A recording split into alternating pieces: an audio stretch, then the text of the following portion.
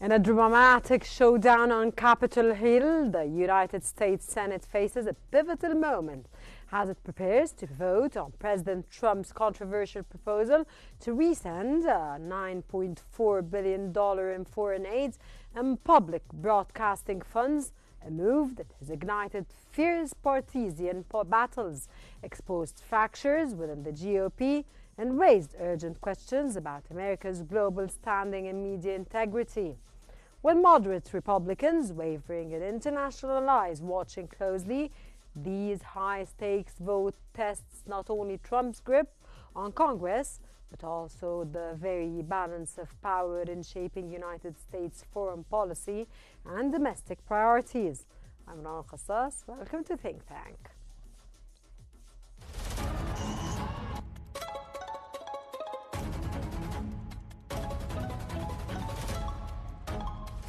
Our world is becoming unhinged.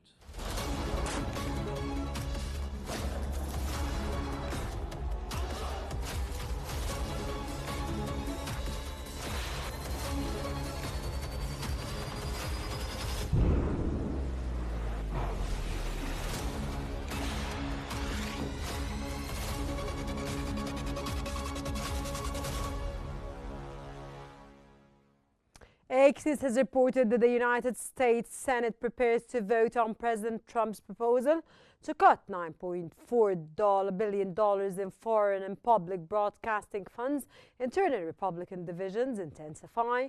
Key GOP seniors, including Collins, Murkowski and McCollum, raised concerns over process and policy, especially targeting cuts to vital global health programs like PEPFAR and local media funding. Meanwhile, moderates like Cassidy and Rounds seek amendments before backing the bill, while conservative hardliners, led by Smith, push aggressively for its passage, framing public media as outdated, untrustworthy. The debate underscores a deeper ideological rift within the party over America's global role and fiscal priorities, with the deadline looming. OMB director faces intense scrutiny as Senate Republicans weigh loyalty to Trump against pragmatic governance.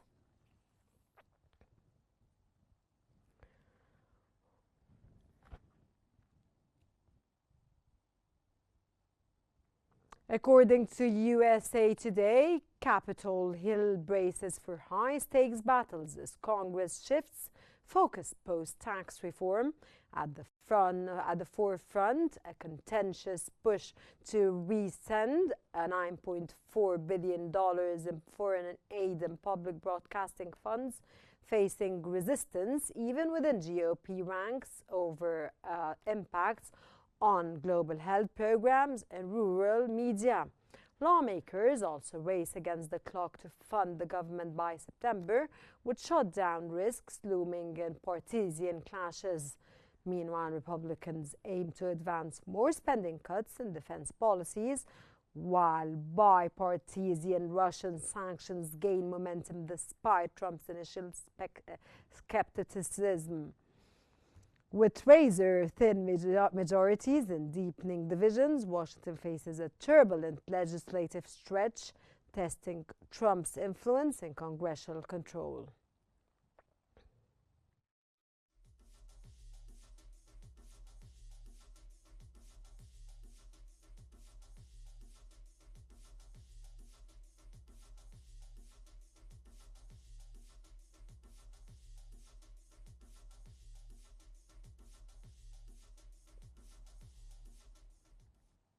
Meanwhile, the New York Times has underlined the Democrats in the Senate accused President Trump of weakening United States' global influence, allowing China to expand its reach. A new report highlights how cuts to foreign aid diplomacy and public media, like Voice of America, undermine American soft power, while Beijing increases its investment in global health, education, and outreach. The report frames China as the top long-term threat to the United States security and economy, accusing Trump of failing to craft a strategic response. It criticizes his isolated stance, reduced diplomatic engagement, and neglect of alliances critical for countering Beijing's rise. Though unlikely to sway Republican leadership, the analysis serves as a democratic blueprint for restoring global partnerships and rejecting America First policies that risk ceding the international stage to authoritarian rivals.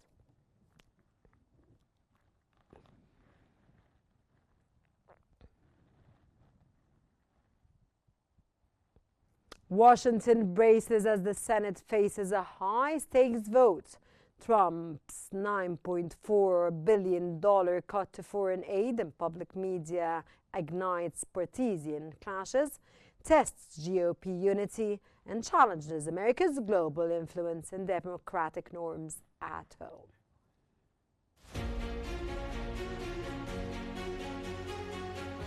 In the heart of Washington, a political storm is brewing and the world is watching. The United States Senate is preparing to vote on President Trump's controversial proposal to cut $9.4 billion in foreign aid and public media funding. The move, framed as fiscal discipline by the administration, has sparked fierce debate and exposed deep fissures within the Republican Party.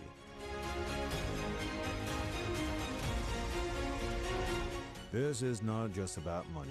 It is about America's global footprint, media independence, and the balance of power between Congress and the White House. At stake, $8.3 billion in foreign aid to programs like PEPFAR, a Republican-born initiative credited with saving 26 million lives, and nearly $1.1 billion from public broadcasting, including NPR and PBS. Moderate Republicans like Sense Rounds and Murkowski are raising alarms. For rural and tribal communities, these cuts could silence lifeline stations that provide emergency alerts, cultural connection, and education in remote areas. Internationally, the cuts risk ceding influence to rivals like China. Programs fighting famine, disease, and instability could shrink, and with them, America's soft power. Senate Minority Leader Mitch McConnell warned the move could create vacuum for adversaries to fill. The vote also tests the limit of executive power. Using a Nixon-era tool, Trump bypasses the filibuster, a move Democrats call dangerous. And with threats of primary challenges looming over GOP defectors, the pressure is on. This is more than a budget fight. It's a referendum on America's role in the world. The outcome could redefine U.S. leadership abroad and reshape the domestic media landscape. The Beltway is on edge, and the world is watching.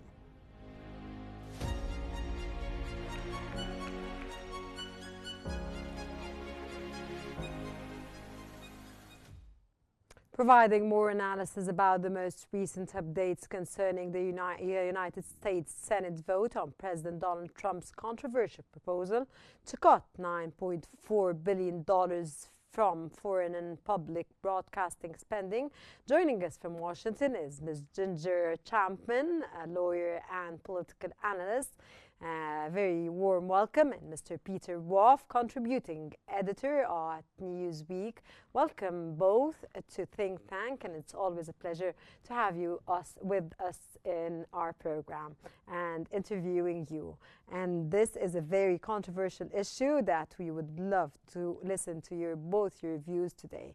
Ms. Champman, we start off with you. And could this use of recession authority set a precedent that weakens congressional control over the budget, effectively turning the executive into a shadow legislature?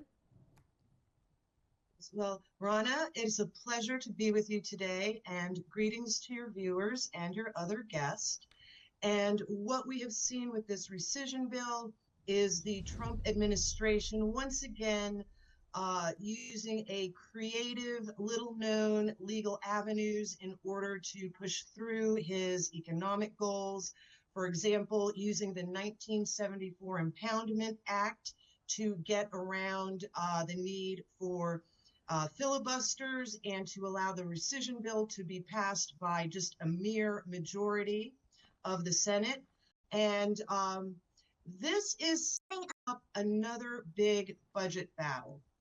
We have seen the incredibly massive battles that were triggered by Trump's big, beautiful spending, his big, beautiful bill a couple of months ago. And now we are going to get a repeat of that. This issue in the rescission bill is a little more critical because these are programs that are discretionary but are vitally important for the American people at home and abroad. As you mentioned, cuts to public broadcasting, cuts to rural health programs, cuts to food programs, and also on the global stage, cuts to global health programs, specifically the AIDS program, which was President George Jr. Bush's, one of his signature global health programs. And as we've already seen conflict between Republicans or amongst Republicans in the Senate. Lisa Murkowski of Alaska is a notorious rebel, along with Susan Collins of Maine. Both of them are very dedicated to their rural communities. They are alarmed over the cuts to rural health care and rural public broadcasting. This could leave their constituents without a lifeline. And apparently, Ms. Champion, China is regenerating and taking advantage of what's happening in the United States at this point, or am I wrong? Oh, you are absolutely correct, Rana. China has been embarking on their Belt and Road Initiative for at least the last 2 decades. They have made incredible progress in developing trade relations because they are investing in the infrastructure of the countries they deal with. They're investing in roads, ports, bridges, whereas in the United States, we are pulling back from our charitable investment, from our infrastructure and health investments. And unfortunately, we are focusing more on our military expenditures, which brings up another excellent point. As the Republicans and Democrats are fighting in Congress over $9.8 billion in cuts to healthcare and programming, we are at the same time spending hundreds of billions of dollars on the war in Ukraine, funneling weapons to countries that whose interests do not help American interests. So indeed, it appears that this bill, this Rescissions Act, clawing back global charitable funds, this is another signal that the United States is withdrawing from the world stage.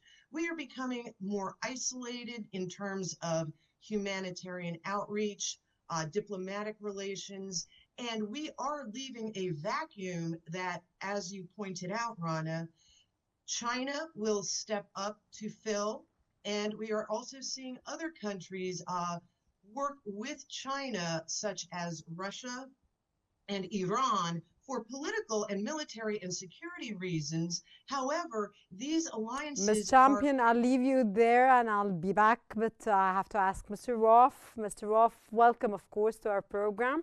And I just want to ask you, do you agree with Ms. Champion or do you disagree at the beginning, of course, of this interview? And does slashing $9.4 billion from foreign aid signal a retreat from America's global leadership role, especially, of course, as China expands its soft power investments? Well, it's good to be with you as always. It's my utmost pleasure always to be with you, sir. There's a lot to unpack here. First of all, if we can't cut $10 billion from a multi-trillion-dollar budget, we might as well give up the ghost and go home. America is going to become Greece. We will be bankrupt and we won't be able to do anything, which is what the Chinese really want. So you agree with Ms. Champion, Ms. Chapman, Mr. Peter, right? Not entirely, no, because not entirely. What do you disagree with her in? He's describing the rescissions project as some kind of a dirty trick, when in fact it's in the law, and it's one of the few mechanisms available to the executive to control spending ordered by Congress, and he can't do it uniformly. He's got to get Congress's approval for the rescissions. America's public broadcasting systems domestically have been overtaken by the streaming revolution. There is no reason to run public television anymore. They used to talk about Don't Cancel Big Bird, the large feathery character from Sesame Street, the children's program that premiered when I was 2 years. Yes, we all know it. Sesame Street is now on pay for TV. Okay. And the money that Sesame Street raises through marketing every year could have funded National Public Radio and the Corporation for Public Broadcasting. But that's not how we do it in this country. We don't need NPR anymore. We don't need the public television stations. Their functions have been replicated and duplicated in the private marketplace.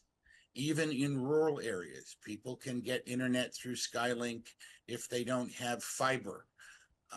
So it's unnecessary.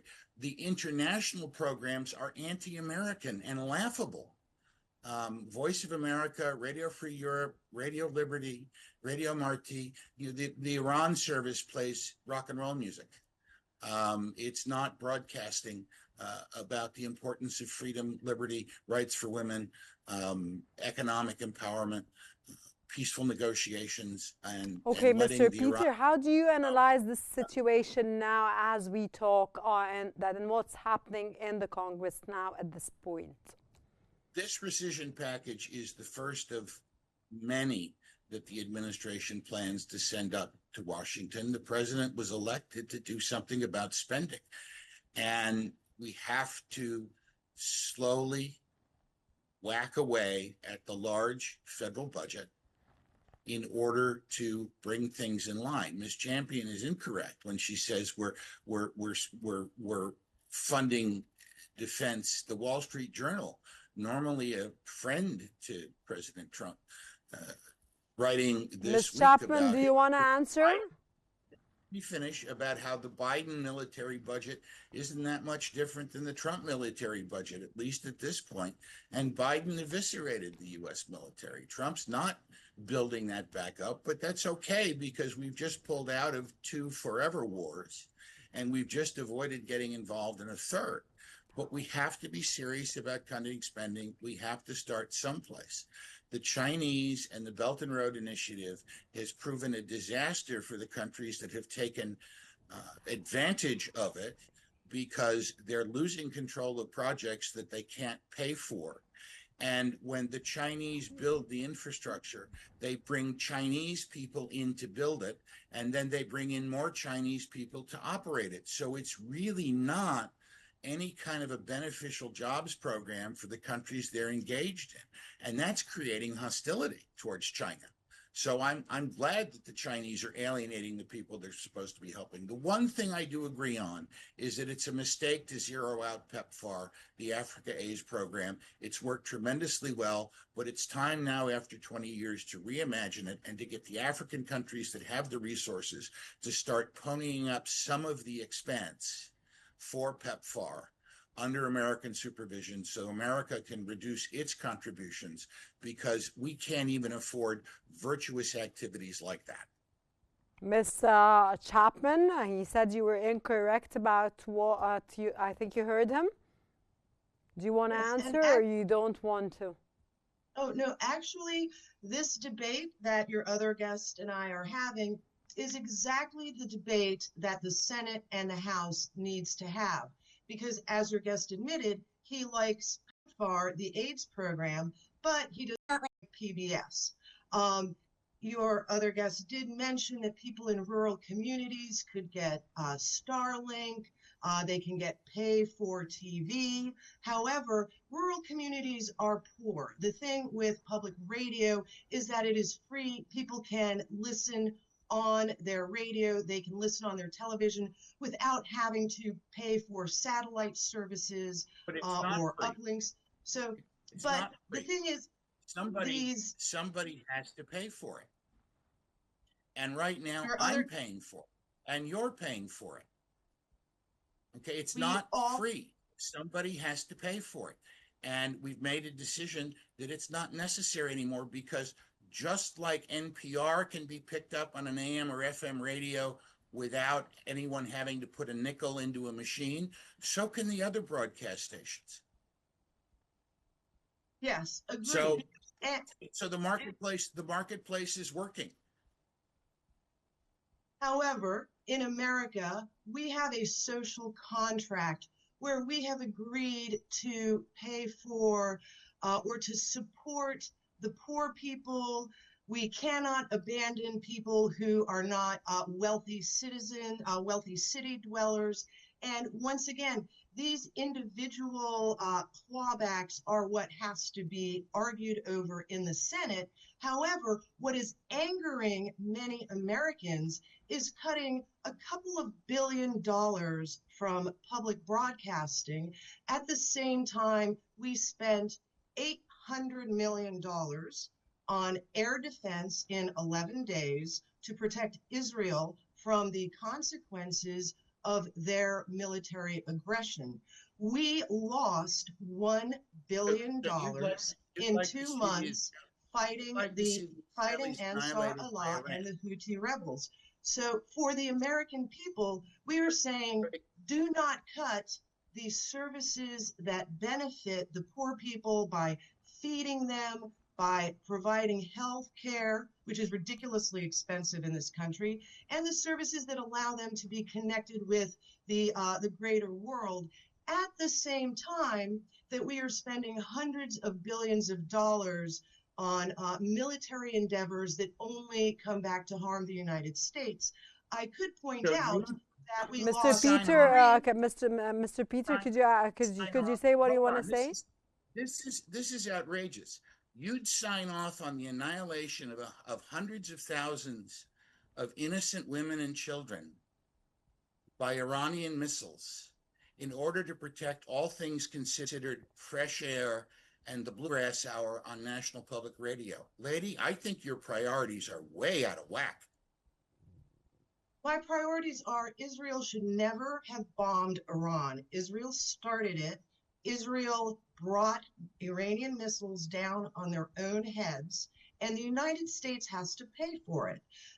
Israel sustained $8 billion in damage when Iran retaliated for Israel's unprovoked attack. That $8 billion, America will have to pay to rebuild Israel.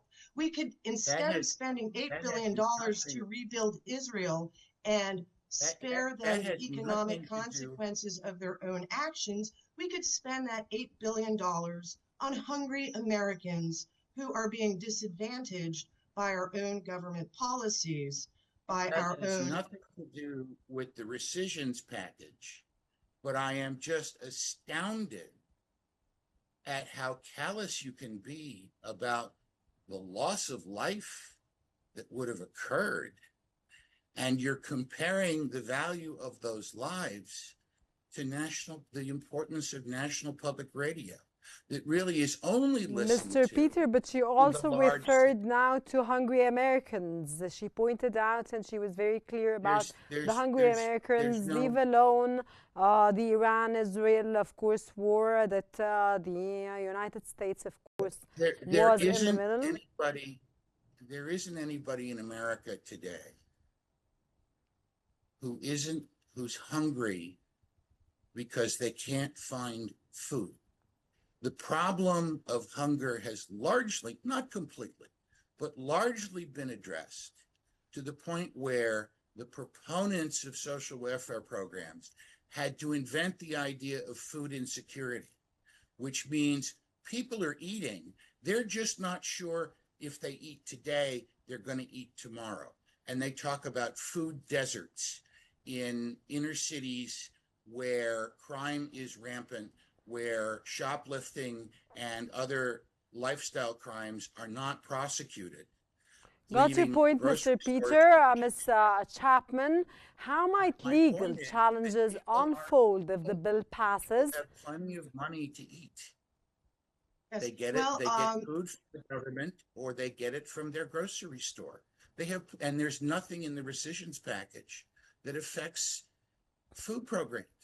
That there may be some reforms that come later. There's some people that are trying to impose restrictions on what people can buy. Got your point, Mr. Peter. Let's go back to the core of our episode again. Ms. Chapman, how might legal challenges unfold if the bill passes, given past rulings that such unilateral executive power must be clearly authorized by Congress?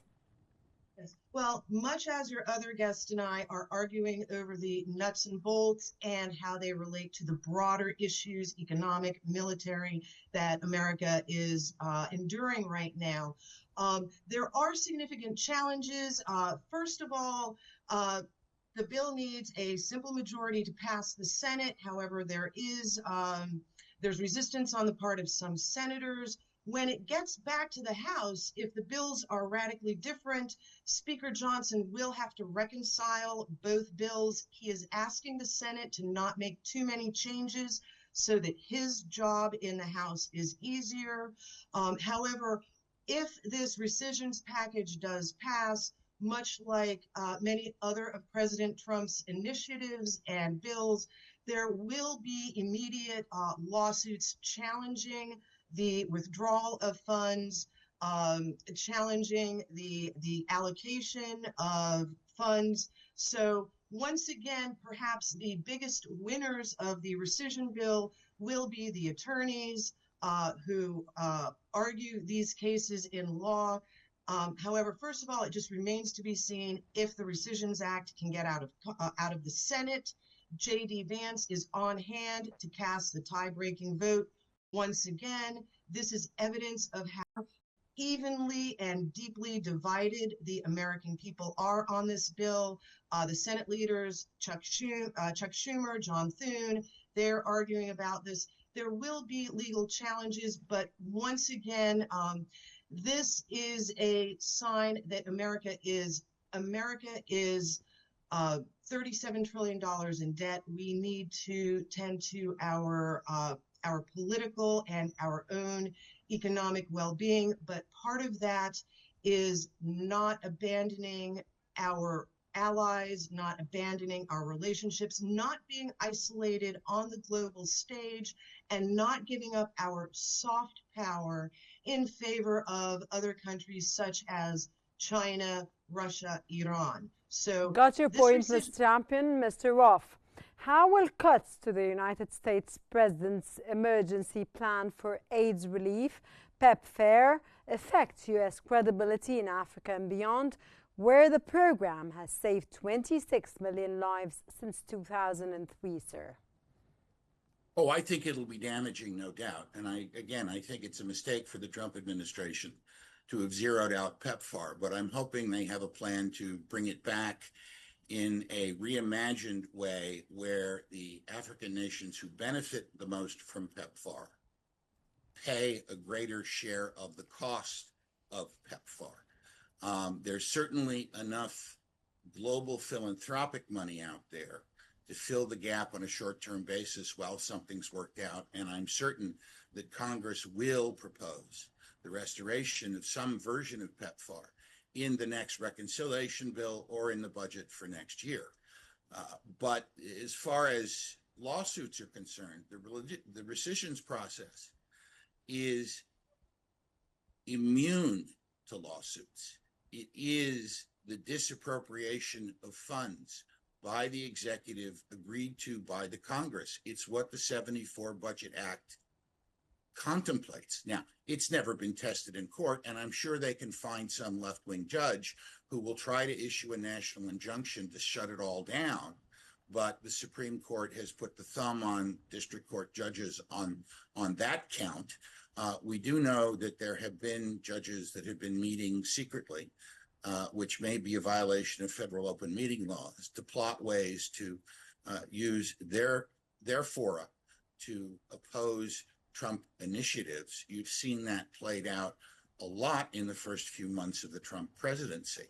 But the rescissions process is the correct way to do it, because in the 74 Budget Act, in dealing with the matter of impoundments, the Supreme Court said that the president has to spend the money that Congress appropriates.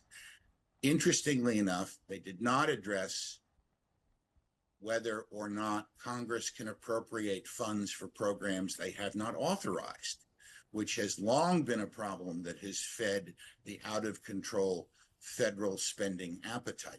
Got your point, sir. Yes or no? I'm hoping that we're going to get clarification from the Supreme Court on this whole issue of spending and whether or not Congress can appropriate funds contrary to law for programs they have not authorized. And if the president got your has point, a right, got your point, and I thank you so much. Yes or no, Mr. Peter? Do you think the bill is going to pass?